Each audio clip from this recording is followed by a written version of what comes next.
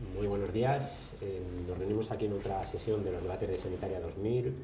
Hoy vamos a hablar de los servicios de urgencia y su dimensión tecnológica en España.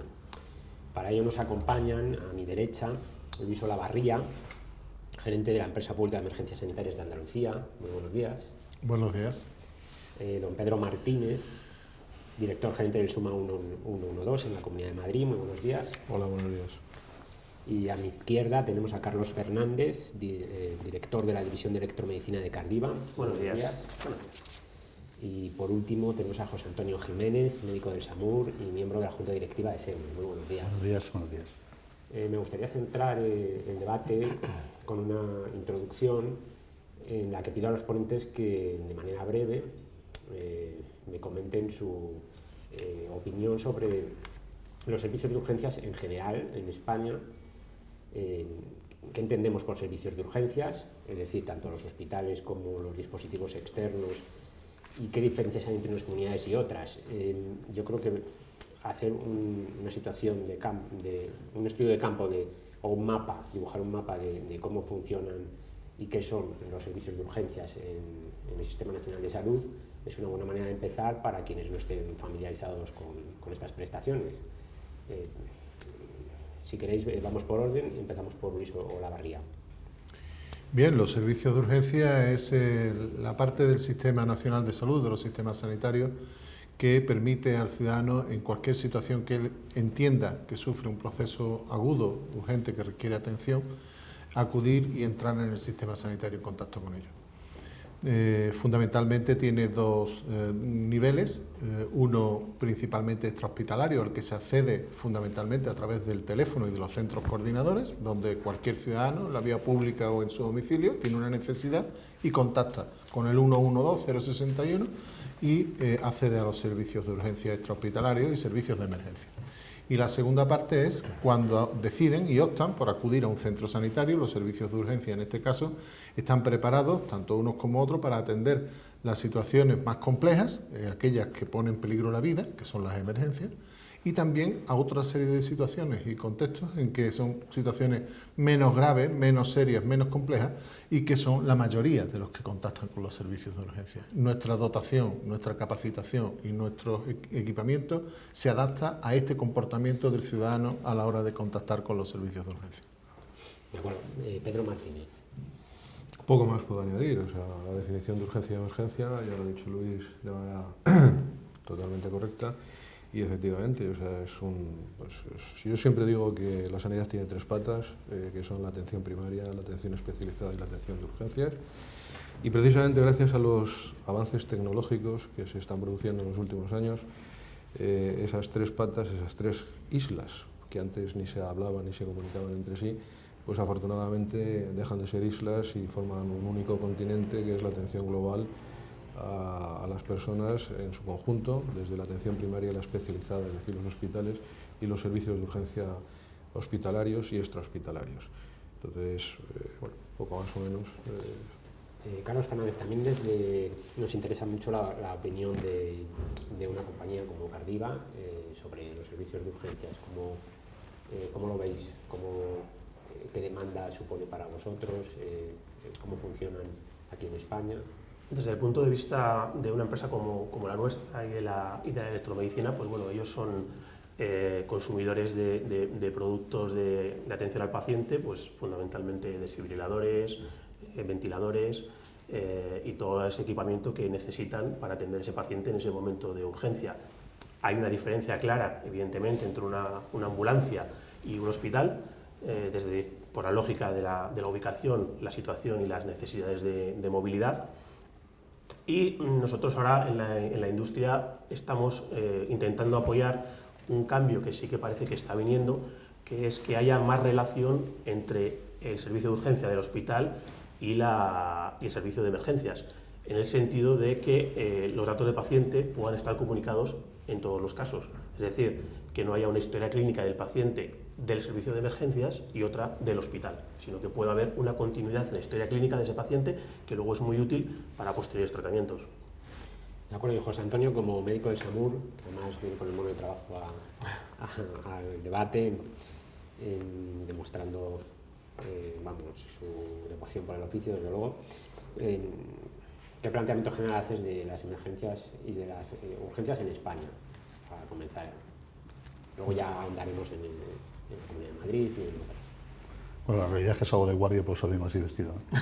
Yo creo que en los últimos años la evolución de las emergencias hospitalarias ha sido espectacular. Es decir, en este país, antes yo creo que apenas se conocían los servicios hospitalarios, y en los últimos años ya aquí no conoce los servicios hospitalarios en España, sobre todo los que se acercan más al ciudadano, que son las ambulancias. Y creo que la evolución, tanto en la formación de los profesionales, la capacitación de los profesionales como en el tema de materiales, adecuación de las ambulancias y todo lo demás, pues ha mejorado de una forma brutal. Y lo que es algo que yo tengo experiencia por SAMUR de lo que piensa la gente, y cuando les preguntas por el grado de satisfacción, en el caso de SAMUR estamos a la par que los rumberos, en un 90 y pico %.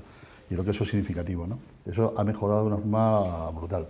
Y la relación de las medicinas hospitalarias con los hospitales, pues ha ido al hilo también, ¿no? A ellos obviamente les ha venido muy bien porque dejan de ser una puerta de entrada para todo, y el filtro que hace la medicina hospitalaria pues es muy importante. Y después el grado de formación, capacitación, como digo, y esa implicación directa sobre el paciente, pues también se nota, en el sentido de una atención mucho más sanitaria, mucho más médica, mucho más especializada. Los pacientes llegan más diagnosticados, más tratados, y en el hospital incluso se utilizan, gracias a códigos especiales, centros útiles, ¿no? Y creo que esto ha beneficiado a la asistencia al paciente, ¿no? Y cada vez va a más, por lo que yo estoy viendo, ¿no? Vamos a abordar bastantes asuntos, pero antes me gustaría destacar el hecho de que la Empresa Pública de Emergencias Sanitarias de Andalucía, igual, si me equivoco me corregís, fue la primera en España concertada, digamos, que no tenía una, vamos, que tenía en parte era, no sé si privada, pero sí, que era ese primer servicio, se emplea el primer servicio de urgencias en España en el que se emplea una fórmula de gestión que no es pública directa. Entonces, me interesa saber si esto ha funcionado mejor o peor, o se ha destacado más. Bien, la Empresa Pública de Emergencias Sanitarias es una empresa pública en su totalidad, 100% capital de la Junta de Andalucía. No tiene ningún componente privado. Lo que ocurre es que se rige por derecho privado. Nuestro personal es laboral, no es funcionario ni estatutario, y nos regimos por derecho privado. Tenemos autonomía para contratar y para decidir y vender y comprar y enajenar bienes. Eso nos da unos niveles de autonomía que, cuando se puso en marcha, entonces pues era un modelo alternativo de gestión novedoso. A la vez surgieron otros modelos, como las fundaciones hospitalarias, las fundaciones sanitarias y tal, y después han seguido su desarrollo. Esto pues realmente durante los primeros años sobre todo nos ha permitido un grado de autonomía y agilidad diferente.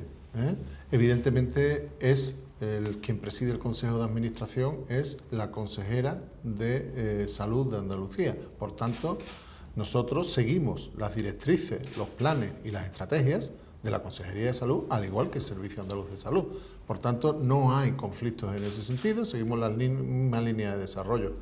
Y por tanto, hay ese mix dentro de las políticas de la Consejería de Salud de la Junta de Andalucía, con esos ciertos grados de autonomía. En este momento, a lo largo de la evolución, ha ido sufriendo cambios, y en este momento dependemos funcionalmente del Servicio Andaluz de Salud. El gerente del Servicio Andaluz de Salud forma parte del Consejo de Administración junto con la Consejería, y son los que rigen las líneas de trabajo en la empresa pública.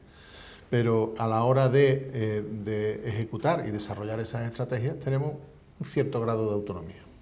Y en la cuestión que nos atañe en este debate, es decir, la tecnología, la fórmula de gestión permite más autonomía a la hora de adquirir, evaluar y utilizar la tecnología sanitaria.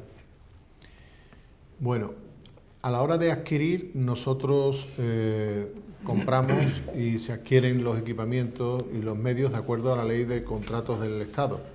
Estamos sujetos a las mismas reglas que la Administración y cualquier servicio regional de salud. Nuestros sistemas tienen que ser sistemas públicos de compra, con concurrencia, con publicidad y evidentemente sujetos a una licitación. Por tanto, hay poca diferencia, pero sí somos autónomos a la hora de iniciar estos expedientes de compra. para un determinado nivel de compra requieren autorización del Consejo de Administración, por tanto, del gerente del Servicio Andaluz de Salud y de la consejera de Salud. Pero en niveles de volumen de compras un poco más pequeños tenemos autonomía. Está condicionado por la disponibilidad de presupuesto únicamente. Y las condiciones técnicas sí están limitadas, porque hablando de sistemas de información, en la Junta de Andalucía existe una estrategia digital y una política y una dirección general de política digital. Quiere decir que nuestros sistemas no pueden ser autónomos y aislados. Tienen que ser sistemas que se entiendan con los sistemas de información del resto del servicio de salud y tienen que ser interoperables y que permitan que la información fluya de un nivel a otro del sistema sanitario independientemente de cuál sea la fórmula jurídica. Por tanto, sí tenemos en cuenta, estamos obligados además, y además es lo lógico, a que antes de hacer una compra, una definición, un diseño de sistemas de información, aplicativos o sistemas de comunicación, antes ha de venir autorizado por la correspondiente Dirección General y la Consejería de Economía y Hacienda o la Consejería de Salud. Y en base a eso, a partir de ahí ya los procesos de compra sí son, ya el procedimiento de compra somos autónomos, pero condicionados a esos requisitos que he mencionado. Pedro Martínez, en el caso del Suma 112, ¿me puedes recordar cómo empezó este servicio que se ha consagrado claramente y que ahora es conocido y tiene mucho prestigio en la Comunidad de Madrid?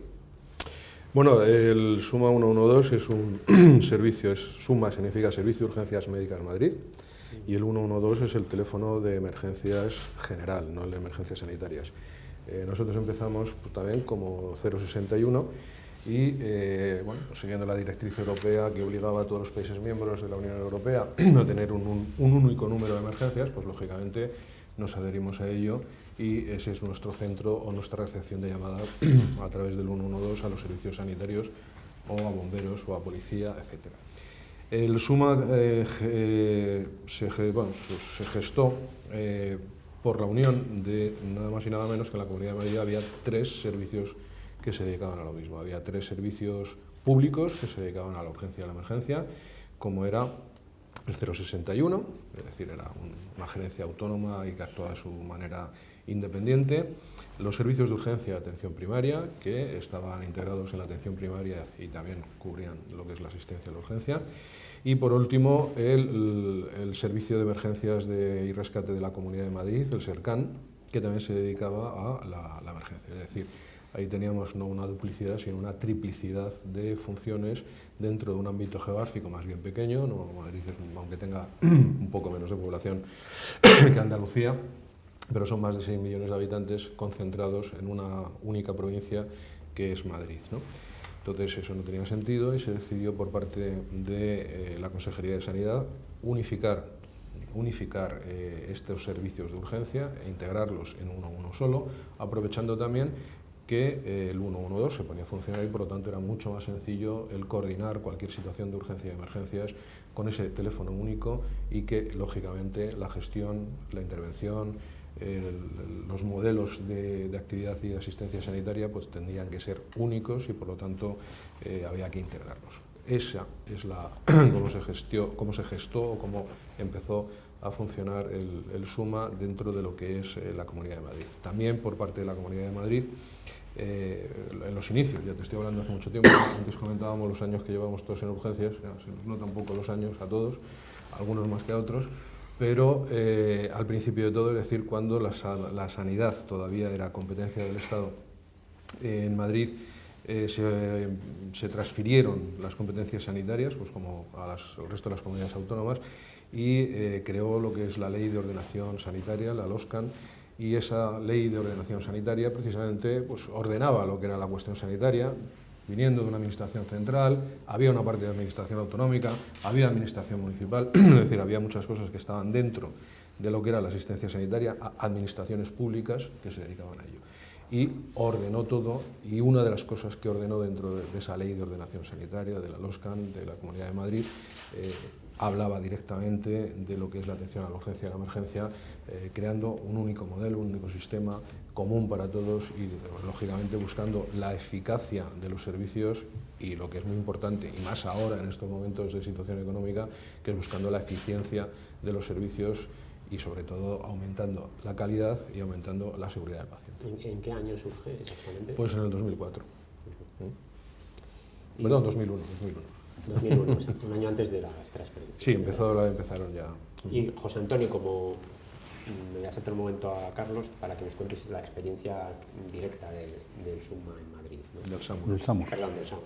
Pues yo creo que el SAMUR se crea con una base en unas ambulancias municipales que estaban bastante obsoletas, con un personal no muy cualificado, y con un intento de atender lo que era el municipio de Madrid y sobre todo la posibilidad de una catástrofe, un accidente grave de múltiples víctimas. Y creo que en ese sentido pues lo que hace es un poco replanificar lo que eran las casas de socorro, que estaban un poco obsoletas, y ese servicio de ambulancias y convertirlo en algo bastante más profesional, con más capacitación y tal. Entonces, en ese sentido se monta el SAMUR, que se inicia como un proyecto piloto, hasta lo que es ahora el SAMUR. Así que la evolución ha sido, desde el punto de vista de profesional y de capacitación, como digo, pues espectacular. Hay un convenio que marca un poco la asistencia para evitar duplicidades con el SUMA, con la Comunidad de Madrid, y ese convenio que se firma con Roja, SAMUR y Comunidad de Madrid, yo creo que es el que marca esa asistencia para la medida de problemas, y a partir de ahí hemos ido trabajando. Yo creo que la discusión que habla Pedro, que supongo que saldrá en varias ocasiones, de la integración de todos estos servicios en un servicio único, pues seguirá estando ahí. La realidad es que en este momento, operativamente hablando, y de eso puedo hablar algo porque estoy en el puesto, la duplicidad de servicios en atenciones ha desaparecido casi excepcional. Es decir, cada uno va a su correspondiente caso clínico y no hay ningún tipo de problema. Y quizás lo que más hemos intentado hacer es llegar a una especialización lo mayor posible, ¿no? Y sobre todo, y creo que una muestra fue el tema de UCM y algunos casos más, el tema de SPENER y tal, el funcionamiento de la catástrofe al tener un cuerpo de protección civil que apoya con una inmediatez tremenda cualquier tipo de problema de este tipo, ¿no? Yo creo que es un poco lo que hay. Yo creo que son ya 22 años de existencia del SAMUR y creo que la evolución ha sido muy positiva.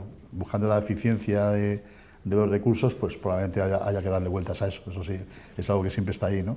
En Madrid hay un número de recursos que es espectacular, en oficio, y yo creo que también eso influye mucho en que la asistencia sea tan precoz y tan adecuada a los casos, sobre todo cuando son graves, ¿no?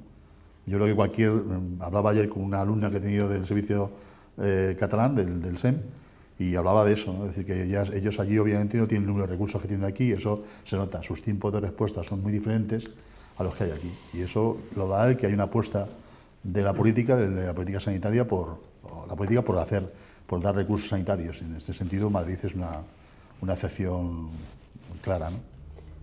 Desde una compañía tecnológica, Carlos, ¿cuál es el panorama de las distintas comunidades autónomas? ¿Se aprecia más demanda de unas que de otras, imagino, en función?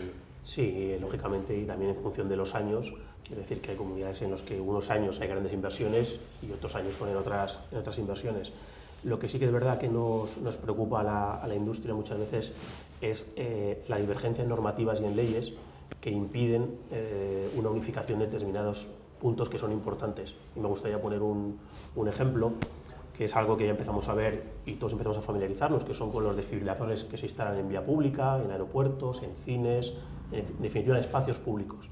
En este caso, la normativa que regula su uso viene marcada por cada comunidad autónoma y en cada comunidad autónoma es diferente. Y esto genera muchos problemas a los usuarios y a la industria. Pongo un ejemplo, una multinacional que quiere poner desfibriladores en todas sus sedes, como nos ha ocurrido en varias ocasiones, resulta que las normas que tiene que cumplir para ponerlo en su oficina de Sevilla, su oficina de Bilbao, su oficina de Madrid o su oficina de Barcelona son completamente diferentes. Entonces, eso unido a que no sea obligatoria su instalación hace que muchas veces acaben por no instalarlo, porque el seguimiento es casi imposible. Es decir, si en Sevilla tengo que formar a la gente cada 4 años, en Barcelona cada 2, la formación en Madrid no existe, en fin, al final, mira, es que esto es imposible hacer un seguimiento, y al final acaban muchas veces por no instalarlos. Incluso hemos tenido un caso, que muchas veces lo cuento como anécdota, pero que es muy buen ejemplo representativo. Una empresa de autobuses que adquirió unos desfibriladores y la empresa cubría el trayecto de Bilbao a Castro Urdiales. Claro, pasamos por 2 comunidades autónomas. La legislación en el País Vasco era una y en Cantabria era otra. Al final, lo que decidió la dirección de esa empresa es que sus conductores usasen el desfibrilador únicamente en el País Vasco y en cuanto pasasen a Cantabria ya no podían usar. Absolutamente absurdo.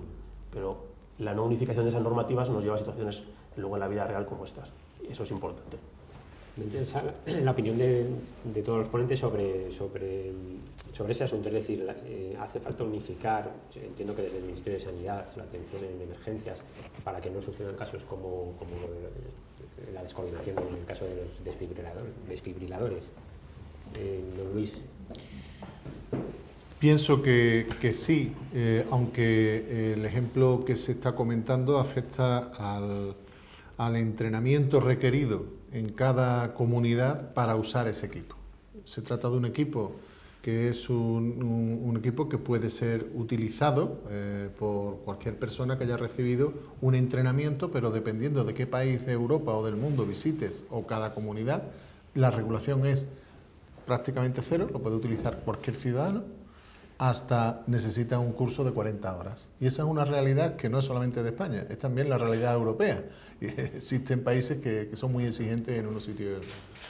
Bien, esto no afecta tanto al equipo. El equipo se puede vender en cualquier país de la Comunidad Europea, están autorizados por los organismos encargados de los productos sanitarios y por tanto se venden en España en todas las comunidades autónomas sin restricciones.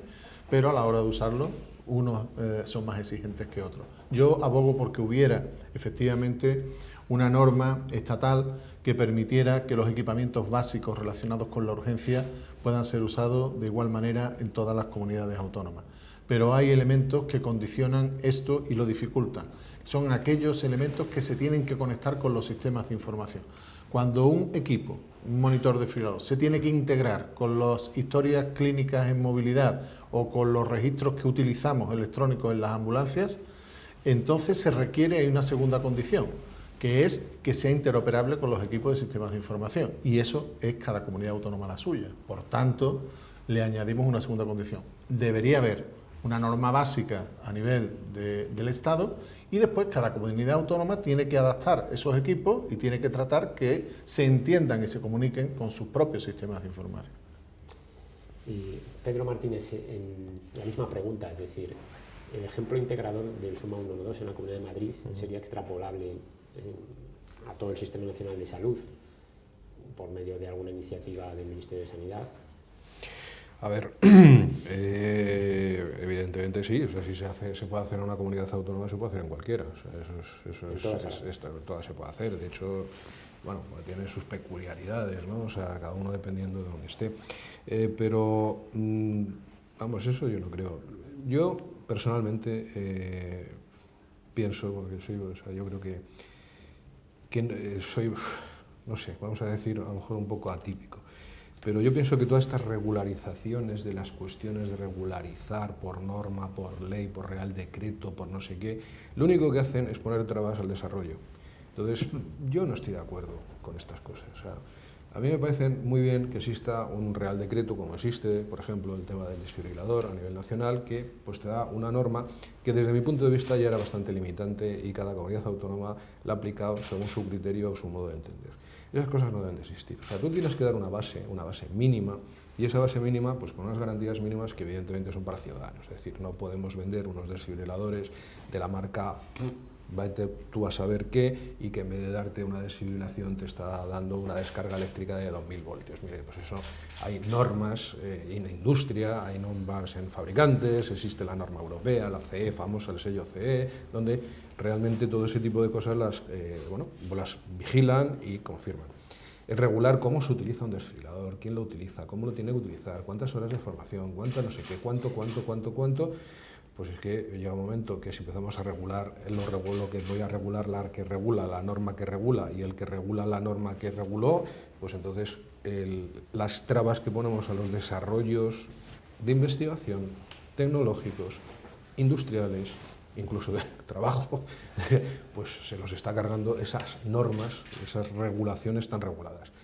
La Comunidad de Madrid, evidentemente, en el caso concreto de los desfibriladores, se ha hecho pues un poco, decir, oye, señores, ustedes tienen su responsabilidad, esta es la norma básica, y cada empresa o institución tiene que pues, tener unos requisitos mínimos y básicos, y olvídenos, ¿no? Porque en otros países puede que esté regulado, evidentemente está regulado, pero a mí me sorprendió personalmente en Estados Unidos que viendo la televisión vi un anuncio donde había un matrimonio mayor que estaban en la cocina, es que no se me olvidará la vida porque me dejó impactado, estaban en la cocina, pues la mujer friendo unas patatas fritas o haciendo una hamburguesa seguramente, y el marido pues viendo el periódico, leyendo el periódico, están en la cocina y de repente el marido hace ¡ay! Y cae.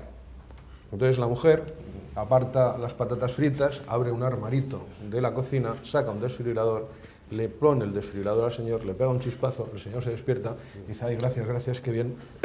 Y lo vuelve a guardar en el armario de la cocina. Ni tanto ni tan calvo, pero evidentemente en el término medio está la virtud. Vamos a ver si en Estados Unidos se pueden vender desfibriladores como el que compra un microondas, por lo menos el desarrollo que pueda haber, por lo menos en España o en Madrid, es que se puedan instalar los desfibriladores cumpliendo los requisitos máximos de garantía para el paciente que lo pueda percibir, suficiente, lo demás sobra. Lo demás sobra. O sea, tanta regulación, porque a lo mejor es que es muy peligroso. ¿Y el microondas? ¿No es peligroso un microondas? O cualquier avance de estos tecnológicos que pueden surgir, que los estamos utilizando de forma diaria, ¿están regulados? ¿Está regulado si explota la batería del móvil? Tenemos una serie de cosas que evidentemente hay que regular y hay que normalizar, pero para eso está industria fundamentalmente y luego el beneficio general del desarrollo tecnológico. O sea, vale ya de tanto regular porque al final vamos a estar regulados para todo. ¿Me permites hacer un breve comentario? Estoy absolutamente de acuerdo con lo que acaba de explicar Pedro. De hecho, la situación al final, debido a todas estas regulaciones que existen, en este caso en concreto del que estamos hablando, hacen que España sea el país europeo con menor instalación de desfibriladores por habitantes de Europa, evidentemente, y evidentemente lejísimos de países como Estados Unidos o Japón, que es el primer país en este sentido a nivel mundial. Al final lo que ocurre es que aquella persona que quiere acceder a una tecnología, o más bien suelen ser empresas que quieren dar un beneficio a sus trabajadores, si tú le vas añadiendo trabas, cada vez su interés en esas soluciones van disminuyendo. Entonces, como bien decía Pedro, toda normativa, toda legislación que te obliga a cumplir un montón de requisitos, al final echa para atrás hacerlo. Y también siguiendo el ejemplo que daba él, muy interesante sobre los microondas, nosotros siempre utilizamos uno que es el del extintor. El extintor es muchísimo más peligroso que un desfibrilador. Tú con un extintor, pues enchufárselo a alguien en la cara y provocarle serios daños. Un desfibrilador no es así. Y en España cualquiera de nosotros puede usar un extintor al ver un incendio. En cambio, no podemos usar un desfibrilador, en teoría, cuando nos encontramos un ciudadano en una parada cardíaca. Entonces, bueno, es cierto que toda esa regulación debería solventarse. Yo en mi casa tengo un desfibrilador, exactamente como está diciendo Pedro, en el armario de la cocina. Evidentemente no lo tengo que utilizar, gracias a Dios, pero es verdad que hay comunidades autónomas en las que eso es ilegal, en teoría. Es ilegal a menos que tengas una serie de cursos, una serie de cosas que hacen que al final el usuario del día a día ni se plantee el tenerlo. Yo estoy de acuerdo con lo que han dicho obviamente ellos. Yo creo que las leyes deben ser algo que facilite las cosas, no que las dificulten. Y creo también que un aparato no es lo único. Si nos planteamos el desfibrilador, que ha sido la columna de rescate que se han colocado en diferentes centros, son un medio estupendo, pero detrás de todo eso, sin educación sanitaria no hacemos nada, ¿no? Y a mí me sorprende que siempre estamos hablando de educación sanitaria de la población y no se hace demasiado. Yo creo que la salud pública ahí tendría que hacer muchísimo más y no creo que solamente sea sacar un aparato y ponerlo, aunque en este caso en muchos sitios haya gente ya que es la que tiene que hacerlo, formada y tal, ¿no? Creo que hay que hacer más educación sanitaria porque el aparato, el desfibrilador, no es la salida a una parada cardiorrespiratoria. Es decir, si la gente utilizara el aparato, pum, lo dejara ahí, pues sería como el microondas o la plancha, lo que sea. Hay que hacer el masaje cardíaco, incluso va a orar si la persona está inconsciente y se está parada. Entonces yo creo que el aparato está muy bien que esté en todos sitios y debería estar sobre todo en zonas de mucha población en el lugar, como pueden ser centros comerciales, la vaguada, y en ciertos sitios que ya está colocado, estaciones, pero debe ser acompañada de personal que esté formado para utilizarlo. En el Ayuntamiento de Madrid, a la policía, a los bomberos, el número de policías formados ya, y a veces cuando vas a las paradas respiratorias, ese personal ya está dando mensaje y está diciendo lo que tiene que hacer. Y creo que es por ahí por donde hay que ir, a centros escolares, a todos los sitios donde haya una afluencia de gente importante, ¿no? Más que, a mí el aparato me parece muy importante, me parece básico, pero tiene que ir acompañado de eso. Si no va acompañado de eso nos quedamos un poco cortos. Y en su experiencia diaria, ¿ha llegado a utilizar un fibrilador? ¿Puede decir? En mi experiencia diaria sí he visto con una de rescate que han saltado, sabes que el programa va con una salta el teléfono en el 112, con lo cual saben qué monitor de fibrilador se ha utilizado y lo que se hace es enviar un recurso de forma inmediata. Se supone que cuando ha saltado una columna de rescate y ha cogido un monitor de fibrilador es que hay algo grave.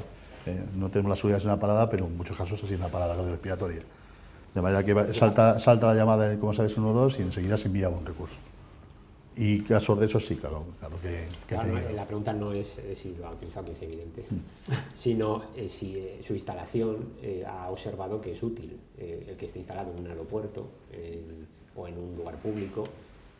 O sea, eso está fuera de toda duda. Sí, eso fuera de toda duda. Yo lo que añado es que me parece importante educar la educación sanitaria. Me parece importante no colocar el monitor y lo puede utilizar cualquiera, porque sí que tengo dudas razonables sobre que lo pueda utilizar cualquiera. Es decir, sí que el monitor es fácil, tiene un funcionamiento fácil, pero es que asociado a eso tiene que haber algo más, que es un masaje cardíaco, una RCP como es debido, y creo que eso es importante también. Entonces, que el monitor esté, me parece bien, la otra parte me parece que debe ir acompañada.